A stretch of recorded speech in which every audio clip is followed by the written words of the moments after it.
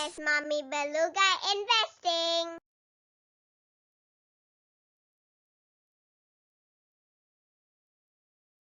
Halo semuanya, kembali lagi bersama saya Ratih di Mami Beluga Investing. Di video kali ini saya akan update posisi portfolio saham saya di Bursa Saham Indonesia. Di video ini saya akan mereview komposisi saham saya, profit on paper kalau dibandingkan dengan indeks dan emas. Ini indeks dan emasnya saya simulasi ya dengan skenario kalau misalnya saya beli ETF, indeks, ya ETF indeks atau emas setiap kali saya beli saham.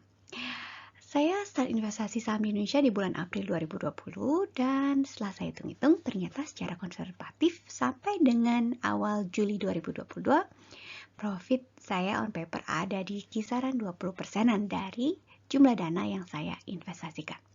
Ini dengan catatan semua dividen saya investasikan lagi ya.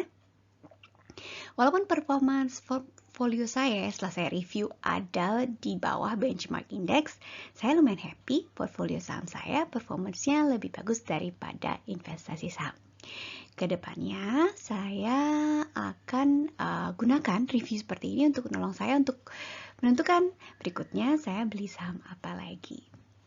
Kriterianya sekarang dividennya cukup tinggi karena dividennya saya investasikan lagi. Jadi makin tinggi saya menerima dividen, makin banyak yang saya investasikan lagi ke saham. Mohon dukungannya dengan subscribe ke channel ini dan supaya saya lebih bersemangat untuk membuat video-video seperti kali ini. Kalau ada komentar atau masukan silahkan ketik di kolom komentar. Bagi Anda yang suka mendengarkan podcast sambil beraktivitas, olahraga, atau di jalan, mungkin bisa mencoba mengakses channel ini melalui Anchor FM, Spotify, Google Podcast, dan platform podcast lainnya. Oke, sebelum mulai, disclaimer dulu ya. Ini video amatir dengan riset amatir, tujuannya untuk mendokumentasikan perjalanan saya untuk belajar mengenai investasi saham dari awal dan juga mengelola keuangan keluarga. Kalau yang punya masukan, silakan tulis di kolom komentar. Apa yang saya kemukakan channel ini jangan dianggap sebagai nasihat keuangan. Mohon melakukan risetnya sendiri sebelum buat keputusan keuangan dan investasi. Oke, sekarang mari kita buka-bukaan portfolio saya. Oke, berikut di layar ini nilai saham saya. Total ada di kisaran 14 jutaan ya per awal Juli 2022. Bulan Juli tahun lalu, angkanya ada di kisaran 9 jutaan nih. Saya sempat injek dana sekitar 3 jutaan, jadi sekitar 1,5 juta itu dari reksadana pasar uang, dividen, dan kenaikan harga saham. Secara komposisi, ini nilai saham saya per minggu pertama bulan Juli 2022. Oke, kita lihat di layar ya. Komposisi terbesar masih dipegang oleh ICBP. Ya, yang lalu, di tahun lalu, setengah saham saya dipegang komposisinya oleh ICBP. Ya, sekarang udah mending ya, karena dia turun ke 35%-an. Yang berikutnya, saham kedua terbanyak itu ADMF dan diikuti oleh INDF, PJTM, BBRI, dan BJBR. BJBR ini Bank Jawa Barat ya. Jujur ya, saya agak bias dengan ICBP. Seperti yang pernah saya bagi di video saya sebelumnya, saya membeli ICBP karena suka dengan produknya. Ini video yang di bawah ini yang saya perlihatkan di gambar di layar ini ya. Ini sebenarnya video pertama dari channel saya membandingkan ADMF dengan ICBP. Ya, di layar saya perlihatkan juga ya, ini ICBP 30,7%. Di layar saya perlihatkan juga rekor saya membeli ICBP.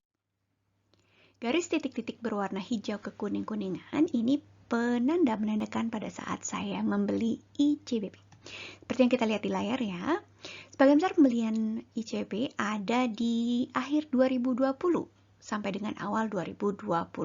Pada saat itu saham ICBP sedang turun-turunnya. Setelah periode tersebut, saya sadar kalau proporsi saham ICBP terhadap keseluruhan portfolio saya sudah terlalu besar. Pada saat itu ada setengahnya ya ICBP. Jadi sebaiknya saya pikir pada saat itu saya kurangi. Sampai dengan saat ini, dari bulan April 2021 sampai dengan saat ini saya belum ada beli ICBP lagi. Untuk ADMF, saya beli 2 kali. ya.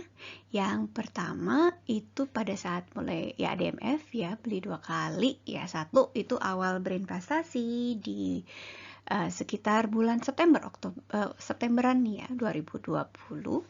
Dan yang kedua pada saat baru-baru ini sekitar bulan Mei ya, pada saat ADMF menunjukkan perbaikan kinerjanya. Di samping itu besaran per saham ADMF tuh cukup besar, jadi saya mikir-mikir sekali kalau perlu beli ADMF. Lihat aja di layar ya, kita lihat saya cuma beli 2 kali ADMF ya, 2 lot punyanya, tapi dia sudah 12%-an dari keseluruhan nilai portfolio saya. Proporsi saham terbesar ketiga saya itu adalah INDF ya. Pertama saya beli di bulan Juli 2020 dan yang kedua saya beli di bulan April 2022. Dua-duanya pada saat harganya lumayan rendah ya. Yang buat saya tergoda membeli Indofood atau INDF adalah pada saat itu seperti yang kita lihat di layar, harganya sedang turun. Dan pengetahuan saya kalau produk INDF atau Indofood ini menguasai pasar di Indonesia. Siapa yang nggak kenal produk-produk Indofood? Bisa dilihat saya beli INDF ya, seperti yang saya sebutkan tadi, harganya sedang turun, saya beli, tapi saya nggak beli pada saat harganya paling rendah ya, di titik terendahnya. Sebagian karena memang ya kita nggak tahu kapan tepatnya harga terendahnya, dan sebagian lagi biasanya saya nunggu ketersediaan dana ya. Biasanya waktu harga turun saya belum terima bunga reksadana pasar uang atau dividen atau bunga deposito, jadi saya belum bisa beli. Akhirnya saya tunggu dan dananya ada pada saat dia sudah naik lagi. Nah, sejauh ini dia saham favorit saya ya. Ada 2 saham perusahaan yang saya beli secara cicil atau DCA atau Dollar Cost Averaging, yaitu BJTM dan BJBR. Yang di atas catatan saya membeli BJTM, sedangkan yang di bawah catatan saya membeli BJBR. Garis titik berwarna hijau, garis titik-titik ya berwarna hijau kekuning-kuningan, penanda pada saat saya membeli saham. Seperti yang kita bisa lihat ya, jumlahnya masih cukup kecil kalau dibandingkan dengan ICBP, ADMF, dan INDF. Ini karena harga saham kedua perusahaan ini jauh lebih kecil dari ketiga perusahaan tersebut. Tapi seperti yang kita lihat di layar, saya rajin sekali membeli saham kedua perusahaan ini. Sekarang lanjut profit on paper ya.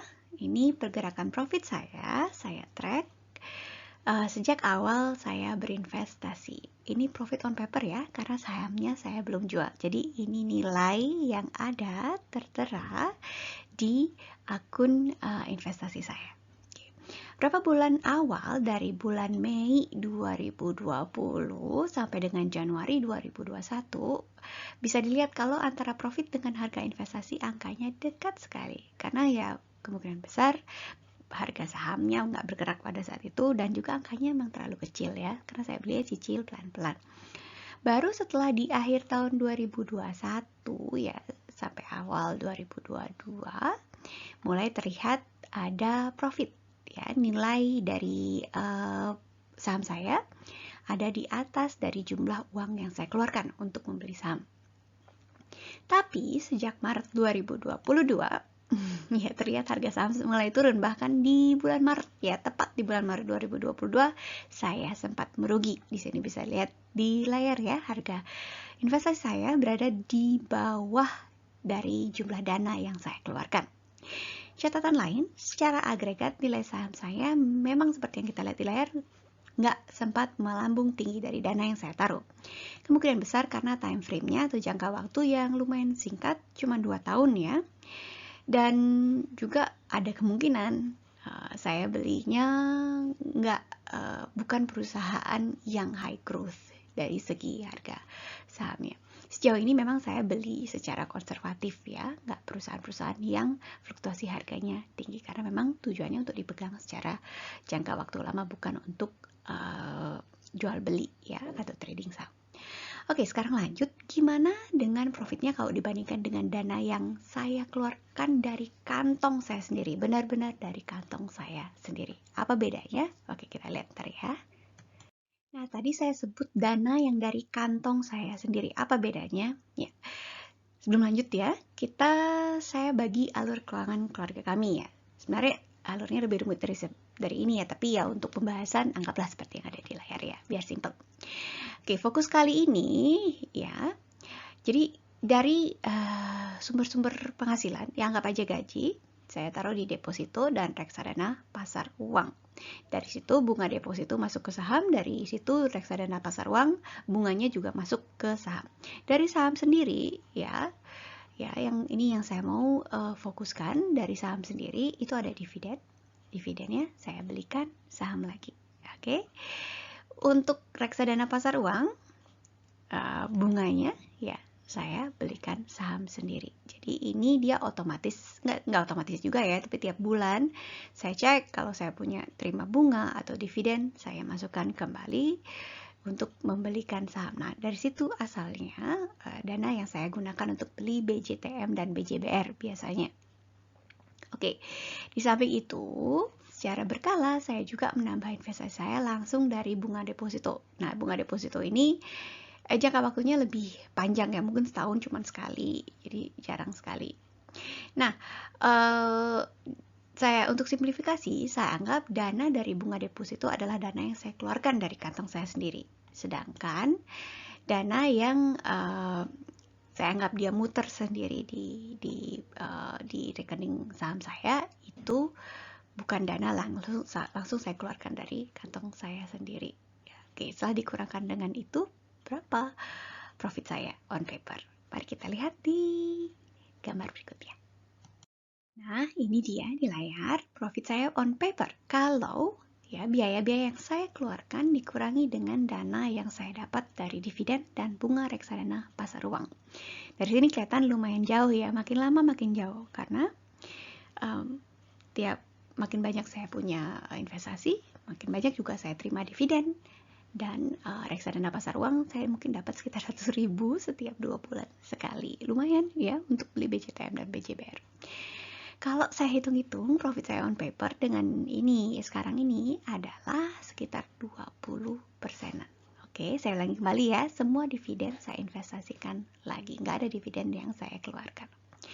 Sekarang saya iseng ya, gimana kalau saya bandingkan kalau misalnya uang-uang yang saya punya itu ya, setiap kali saya beli saham saya belikan indeks ya, ETF indeks misalnya ya. Oke, sebelum kita lihat angkanya, saya cerita dulu kenapa saya tertarik untuk membandingkan dengan indeks. Jadi ceritanya ya, banyak pendukung investasi dan gerakan FIRE atau Financial Independent Retire Early, atau orang yang ingin mandiri secara finansial lalu untuk pensiun dini, menyarankan untuk berinvestasi di indeks saja. Oke, tidak perlu investasi di saham perusahaan individual, jadi cukup investasi di indeks. Alasannya adalah masuk akal buat saya ya, indeks biayanya lebih rendah, oke, resikonya lebih kecil, ya karena kalau saham-saham yang performance-nya nggak bagus sudah langsung dikeluarkan dari indeks kan ya. Nggak langsung banget sih, tapi ada prosesnya, tapi ya kita nggak perlu melakukan apa-apa, kita tinggal beli ETF indeksnya saja. Dan yang berikutnya, waktu untuk milih saham dan mempelajari perusahaan itu lumayan banyak. Jadi kalau beli ETF index, nggak perlu lagi pilih saham satu-satu, nggak perlu repot, nggak perlu waktu untuk pilih saham itu. Ini saya setuju ya, masuk akal banget, tapi sejauh ini sayangnya saya belum ketemu ETF indeks di Indonesia yang membagikan dividen kepada pemegang sahamnya. Masalahnya untuk saya, kalau saya beli indeks saja yang nggak ngasih dividen, saya akan sumber penghasilan pasif saya akan berkurang untuk nambah investasi saya. Jadi saya cuma nunggu capital gain atau pergerakan nilai investasi on paper. Jadi nggak ada yang saya putar lagi untuk beli saham. Nah, kalau ada yang pendengar sekarang ya, atau penonton sekarang yang punya ide atau bisa bagi sama saya, ETF indeks yang bagi dividen kepada pemegang sahamnya, mohon dibagi ya, nanti saya mungkin bisa pertimbangkan untuk beli itu. Makasih banyak kalau ada yang mau bagi. Oke, sekarang kalau kita coba bandingkan kalau misalnya dana yang ada, saya belikan indeks saja, bukan saham perusahaan secara individual. Kita lihat angkanya. Nah, di layar garis hijau putus-putus. Ini adalah hasil dari simulasi kalau dana yang saya punya, saya belikan indeks. Dan terlihat dari bulan November sampai dengan Juni 2022, ya awal Juli lah ya, 2022, nilainya lumayan signifikan di atas portfolio saya. Oke, lagi, saya ulang ya, kalau ada penonton yang tahu indeks apa di Indonesia yang bagikan, ETF indeks apa di Indonesia yang bagikan dividen kepada pemegang saham, mohon dibagi ya.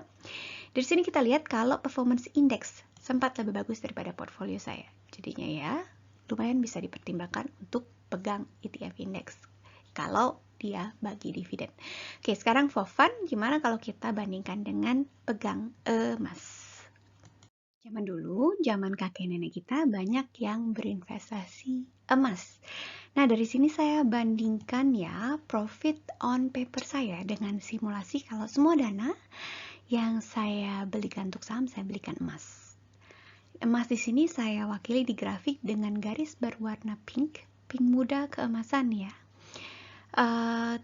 Dan kita lihat di layar ya, ternyata sejauh ini indeks dan saham masih lebih menguntungkan daripada emas. Bahkan emas sempat merugi beberapa kali sejauh ini.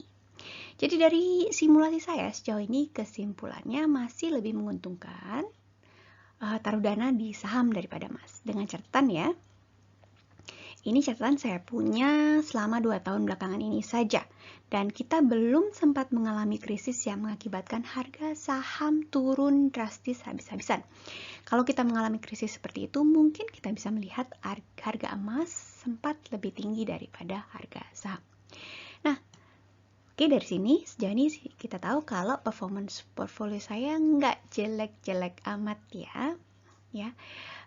Sekarang saya mau tahu ya seberapa sebenarnya hasil dari dividen dan saham yang paling layak saya pegang atau tambah dari segi kemampuannya memberi dividen. Seperti yang saya bagi sebelumnya, dividen saya belikan saham lagi, jadi ini penting untuk saya. Di layar saya akan bagi dividen yield saya ya.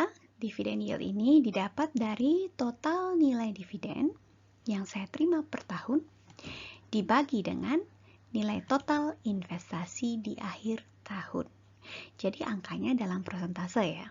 Oke, sekarang kita lihat untuk tahun 2022 nilainya sampai dengan minggu pertama bulan Juli. Jadi sekitar tengah tahun, belum full 1 tahun ya.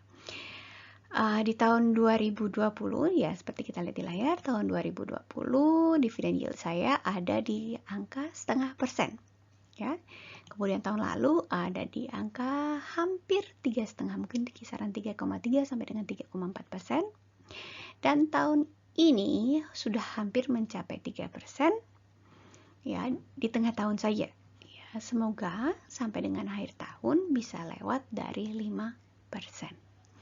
Nah, saya sekarang sudah tahu berapa dividen yield saya sejak awal saya berinvestasi ya, dari nilai portfolio saya.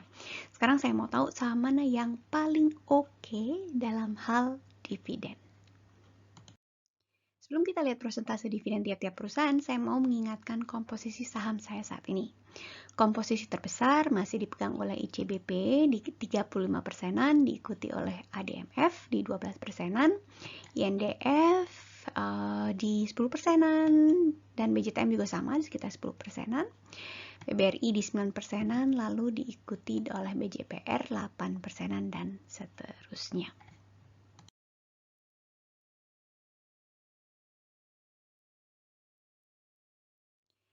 Nah, di layar kita punya keseluruhan dividen saya dalam satuan rupiah sejak dari awal saya berinvestasi di pertengahan tahun 2020. Untuk tahun ini, jawarannya si BJTM yang merupakan 10% dari keseluruhan portfolio saya.